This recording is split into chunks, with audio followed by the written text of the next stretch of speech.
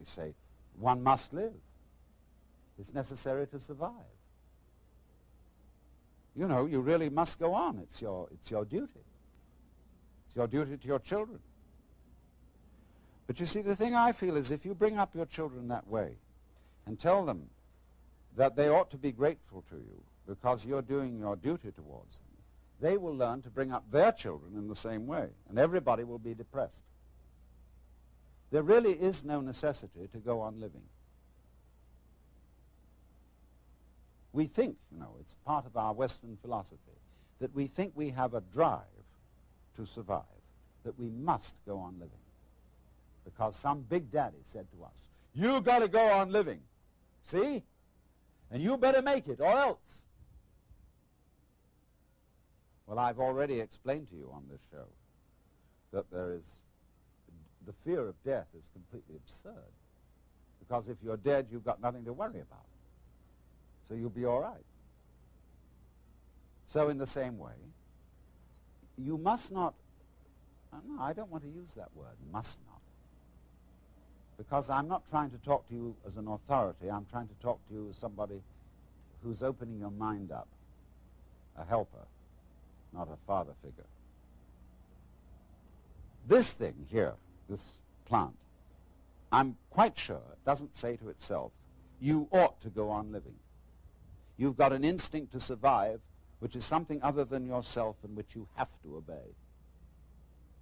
See, I don't think of my own instincts as drives, which is the proper psychological term for them nowadays.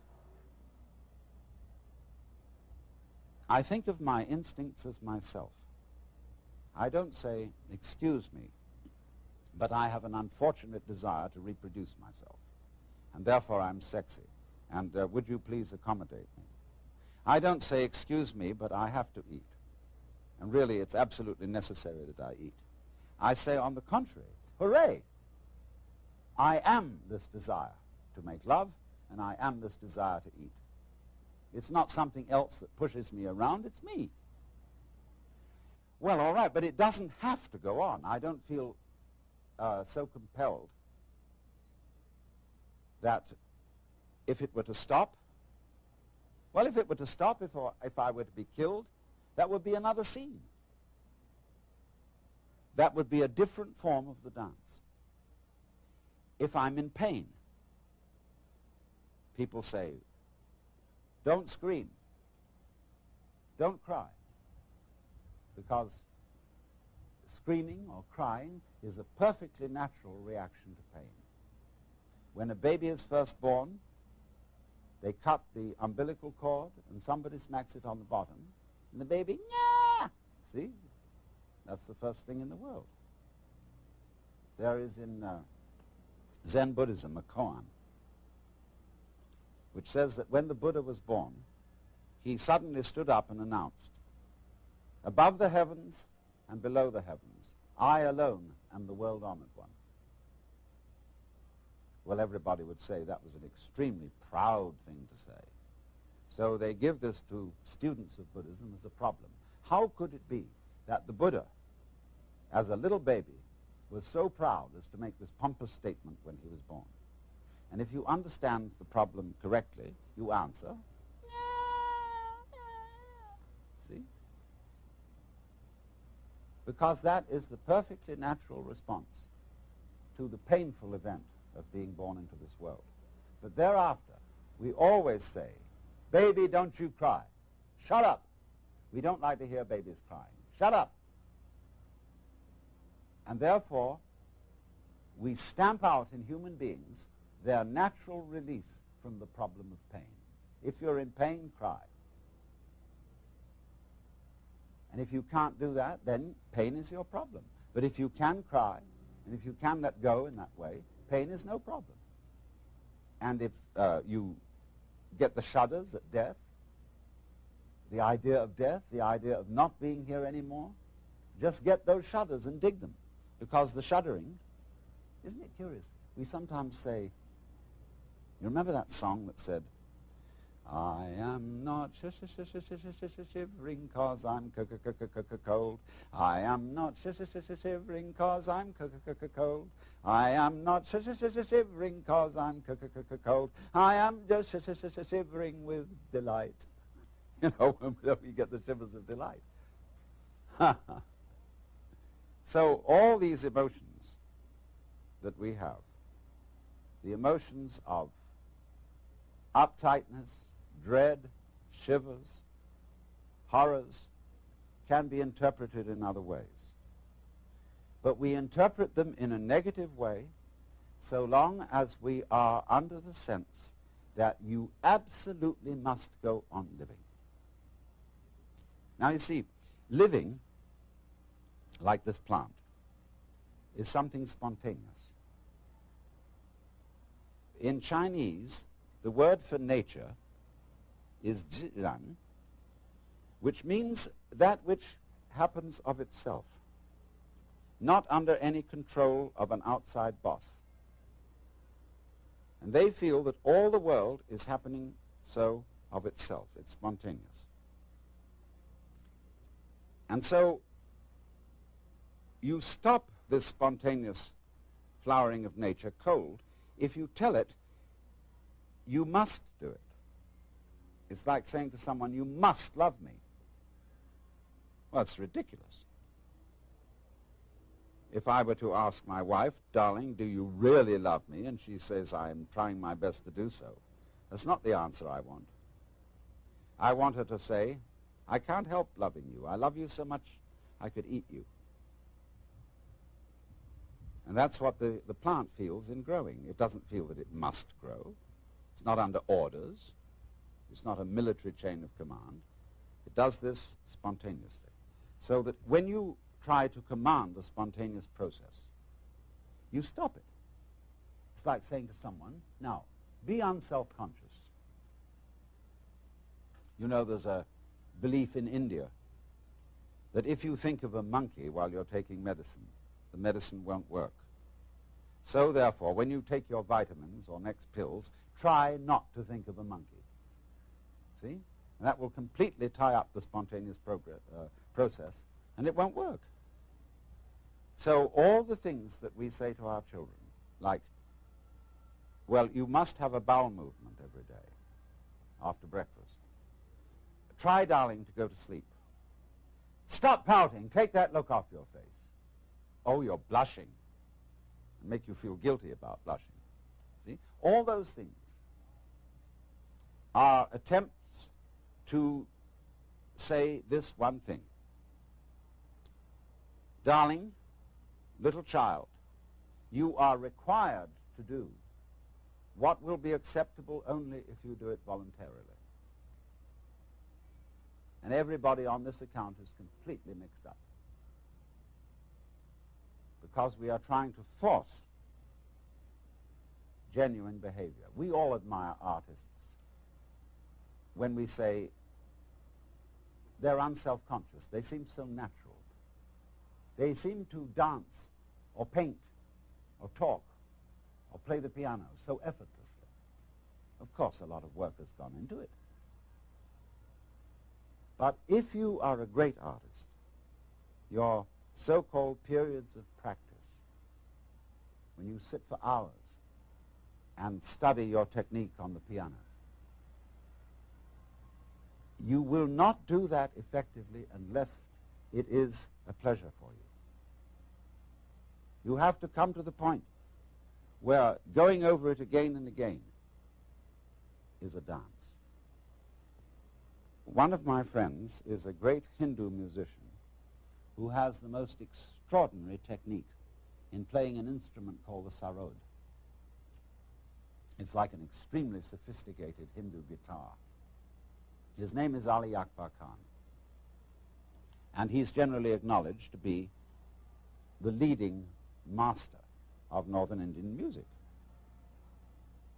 He told me once that the comprehension of music is in understanding one note.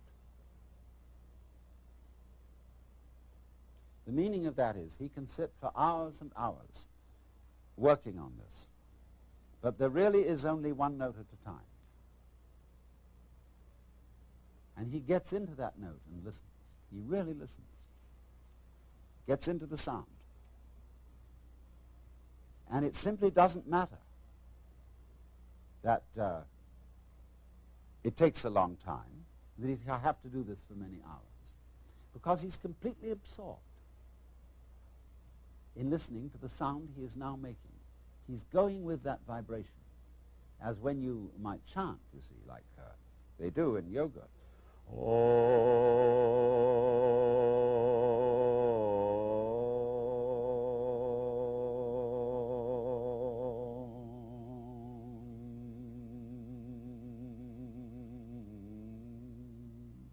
You can keep that up for hours. Now what is this? See, this is the real secret of life. To be completely engaged with what you're doing in the here and now. And instead of calling it work, realize that this is play. In Hindu philosophy, the whole creation is regarded as the Vishnu Leela. That means the play of Vishnu. Leela means dance or play, and from it we get our word lilt. They also, in Hindu philosophy, call the world an illusion. And in Latin, the root of the word illusion is ludere, to play.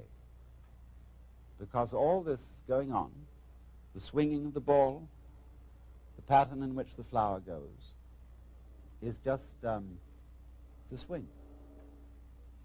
And if you take it seriously and say, are you doing anything useful? Useful for what? Useful to go on. But if you take that attitude to going on becomes a drag. Survival becomes a sweat, and it's not worth it. And if you teach your children, and they'll imitate you, they'll treat survival as a sweat which they have to undergo, and they have to keep going on, and they'll teach their children to do it, and the whole continuation of the human race will be a drag, which is in fact what it's become because of this attitude. And this is the reason why we've invented the atomic bomb and are preparing to commit suicide. Because we think we must happen. And to the degree that we think we must happen, we hate it. And are going to bring it to an end and stop it. So I was about to say seriously, but I'm going to change my words and say sincerely suggest. You know, I'm not, in talking to you, I'm not preaching. I'm not actually serious, because I'm really with this rather than any kind of deep philosophy and so on. So I suggest to you sincerely. G.K. Chesterton once said that the angels fly because they take themselves lightly. How much more so then he, she, who is Lord of the angels. Huh. The whole world is 3 for a penny, 3 for a pound, 'tis love that makes the world go round, or in the words of Dante, but my own wings were not so fluttered, were not for such a flight, except that, smiting through the mind of me, there came fulfillment in a flash of light, that my volition now and my desires were moved like wheel revolving evenly by love that moves the sun and starry fires. This seminar, called Inevitable Ecstasy, is about a very sticky problem, which is to say, the problem to which the Buddha primarily addressed himself, which is that of agony, suffering. But before we get into that, we have to be clear about certain basics.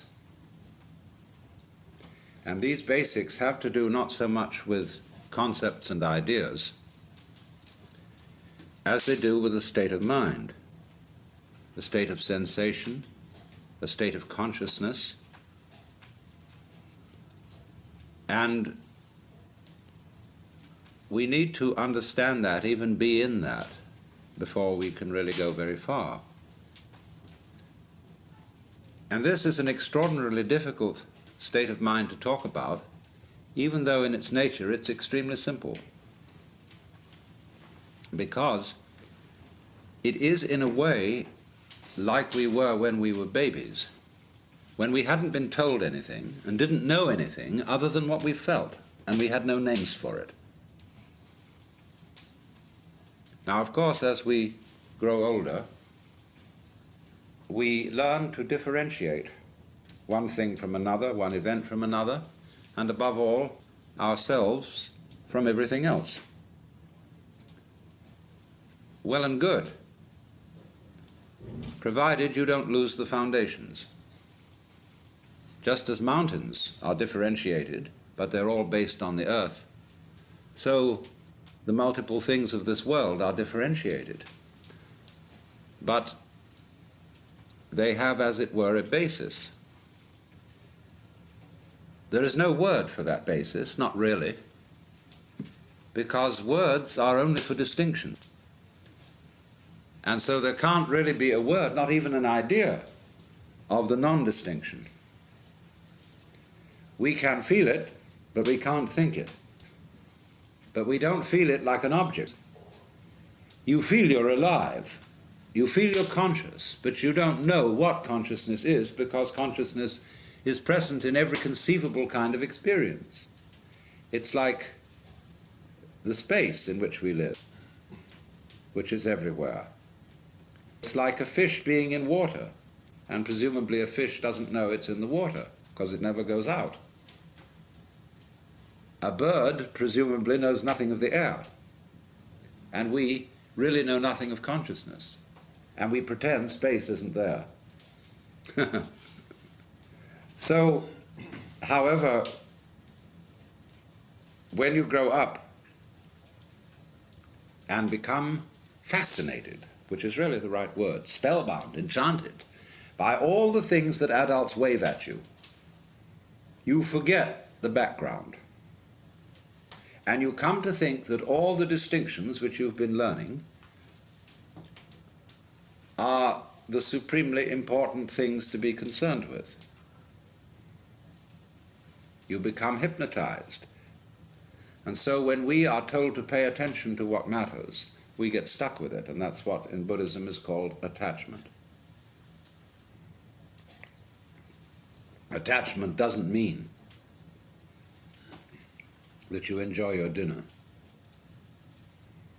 you enjoy sleeping, or beauty.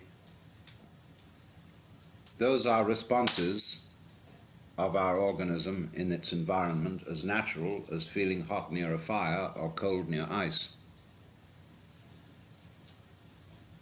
So are certain responses of fear or of sorrow. They are not attachment. Attachment is exactly translated by the modern slang term hang-up. It's a kind of stickiness, or what in psychology would be called blocking, when you are in a state of wobbly hesitation, not knowing how to flow on. That's attachment, what is meant by the Sanskrit word klesha. So we get a hang-up on all the various things that we're told as we grow up by our parents, our aunts and uncles, our teachers, by our peer group. And the first thing that everybody wants to tell us is the difference between ourselves and the rest of the world, and between those actions which are voluntary and those which are involuntary, what we do on the one hand and what happens to us on the other.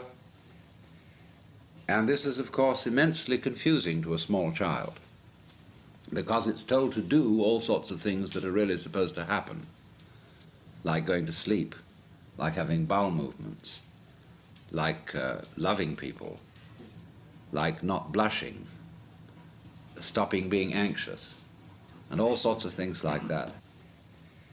So what happens is this. The child is told in sum that we, your parents, elders and betters, command you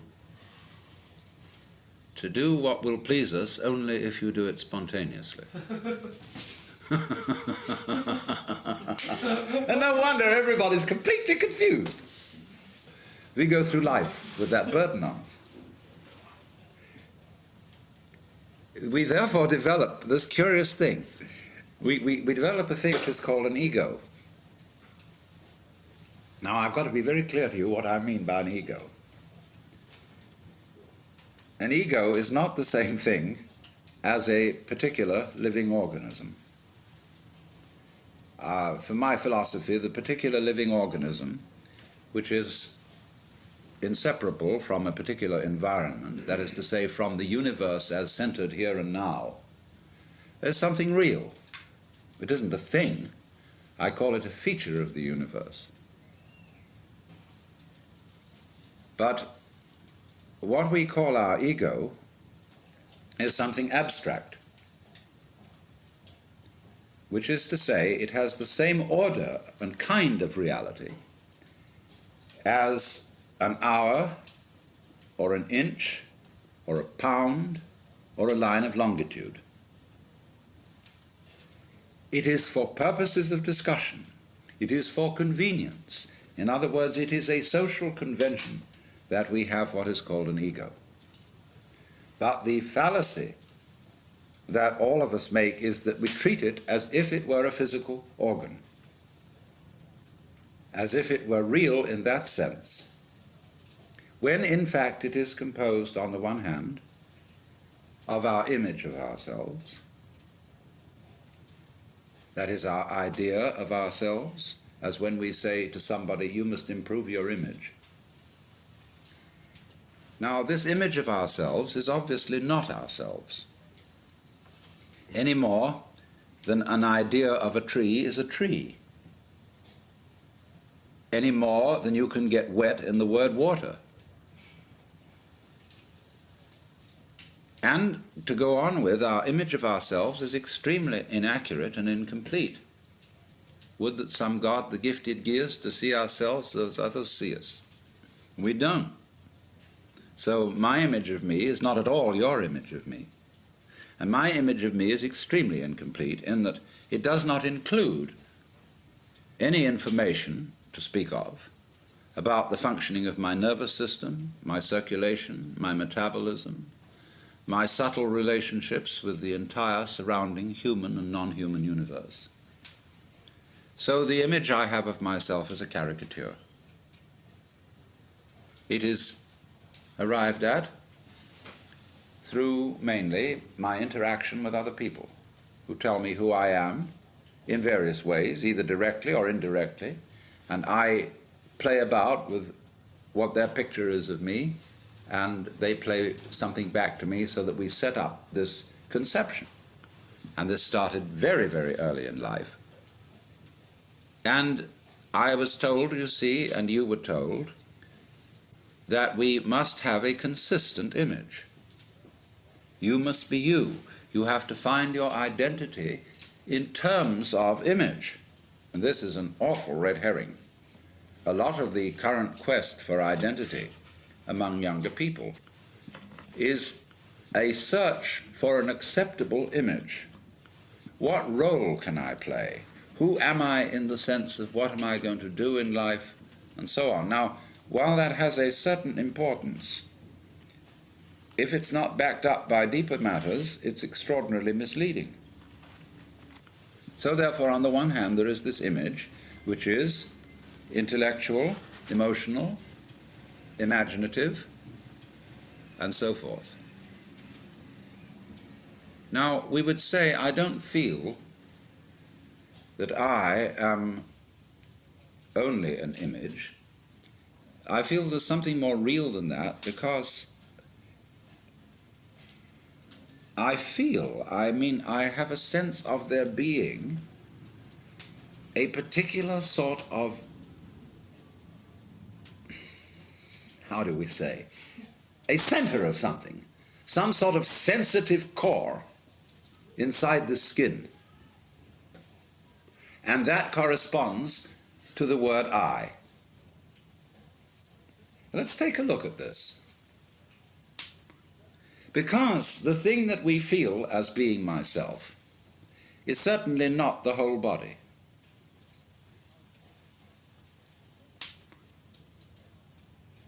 Because a lot of the body can be seen as an object.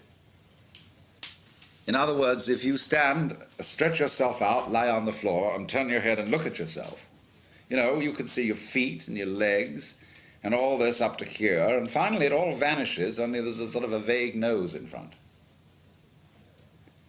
And you assume you have a head because everybody else does, and you've looked in a mirror, and that told you you had a head, but you could never see it, just like you can't see your back.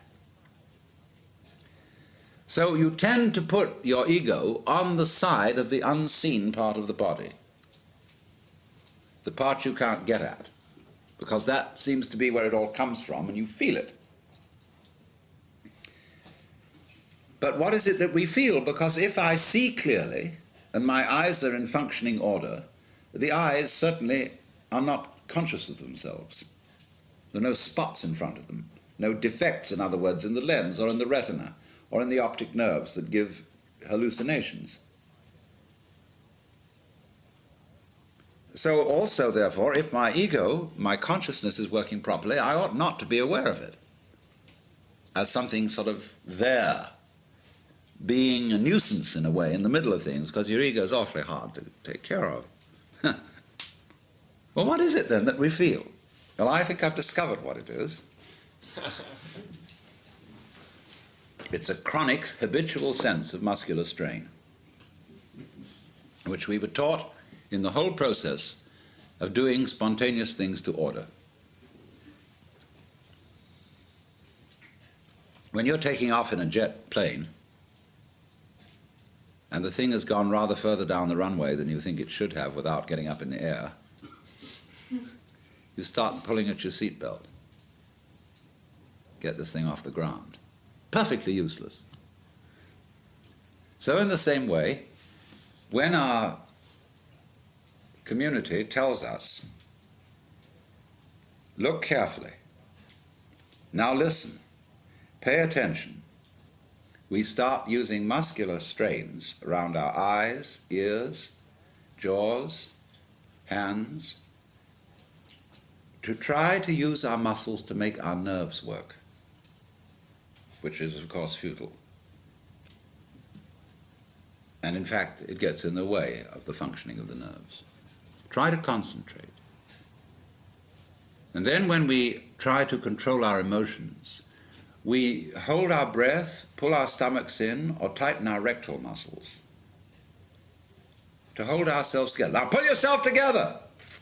Immediately, what are you to do? What does a child understand by that? He does it muscularly, pulls himself together. This is useless.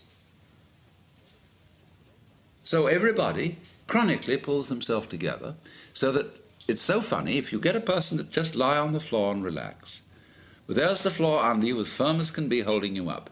Nevertheless, you will detect that the person is making all sorts of tensions. So that chronic tension, which in Sanskrit is called sankocha, which means contraction, is the root of what we call the feeling of the ego. So that, in other words, this feeling of tightness is the physical referent for the psychological image of ourselves. So that we get the ego as the marriage of an illusion to a futility. Even though the idea of an I with a name, with a being, is naturally useful for social communication, provided we know what we're doing and take it for what it is. But we are so hung up on this concept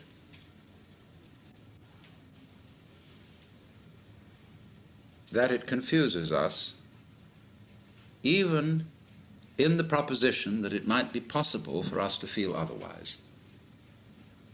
because we ask the question, if we hear about people who have transcended the ego, well, we ask, how do you do that? Well, I say, what do you mean? You, how do you do that? Because the you you're talking about doesn't exist. So you can't do anything about it. Any more than you can cut a cheese with a line of longitude. Now that sounds very discouraging, doesn't it? But let's suppose now you are babies again, and you don't know anything.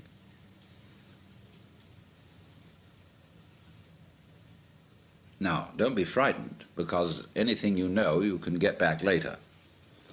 But for the time being, here is our awareness. And let's suppose you have no information about this at all and no words for it. And that my talking to you is just a noise.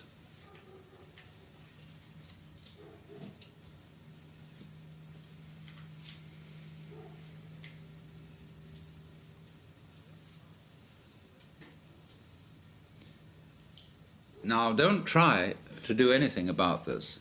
Don't make any effort. Because naturally, by force of habit, certain tensions remain inside you, and certain ideas and words drift all the time through your mind.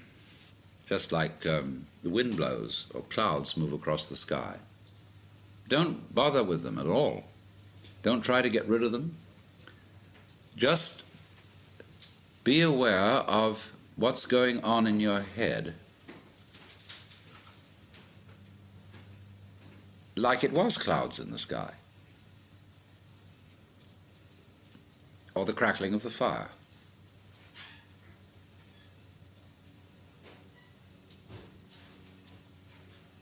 There's no problem to this.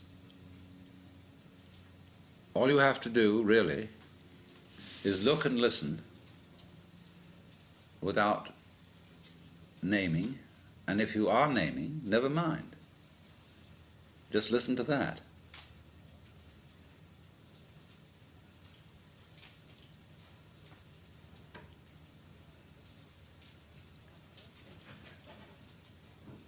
Now that you can't force anything here, that you can't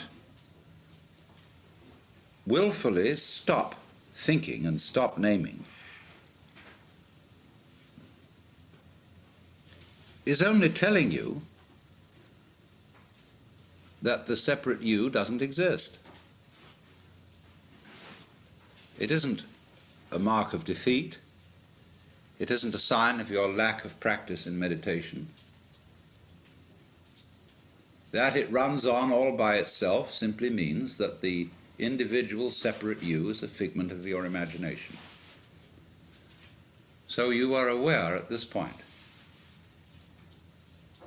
of a happening. Remember, you don't know anything about the difference between you and it. You haven't been told that. You've no words for the difference between inside and outside, between here and there, and nobody has taught you that what you see out in front of you is either near or far from your eyes. Watch a baby put out a finger to touch the moon.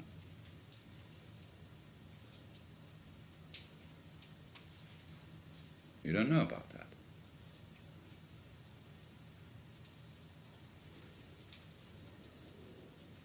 Just, therefore,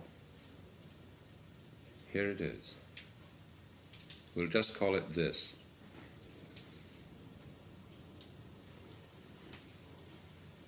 And if you will feel it, the going on, which includes absolutely everything you feel.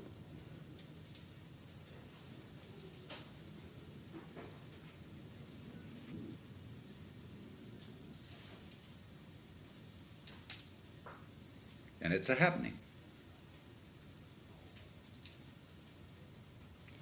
It doesn't happen to you, because where is that? You, what you call you, is part of the happening, or an aspect of it. It has no parts. It's not like a machine. And it's a little scary, because you'd say, well, who's in control around here? Why should there be anyone?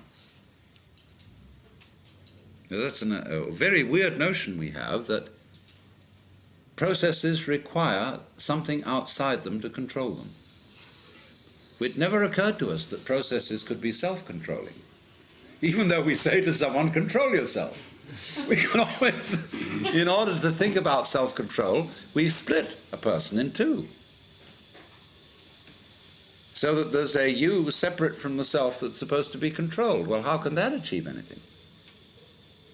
How can a noun start a verb? Yet it's a fundamental superstition that that can be done. So you have this process, which is quite spontaneous, going on. We call it life. It's controlling itself.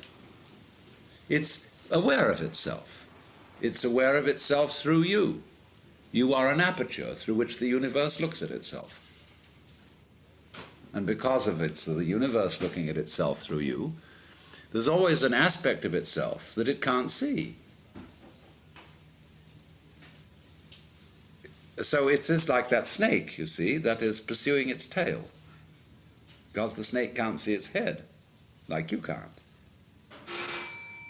So therefore, we always find, as we investigate the universe,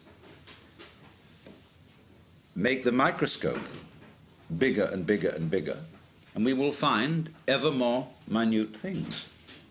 Make the telescope bigger and bigger and bigger, and the universe expands because it's running away from itself. It won't do that if you don't chase it.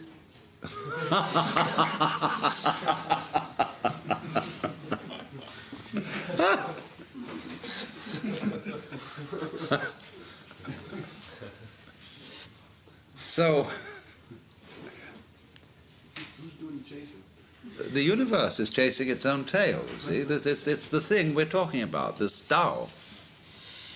And it's a game of hide and seek.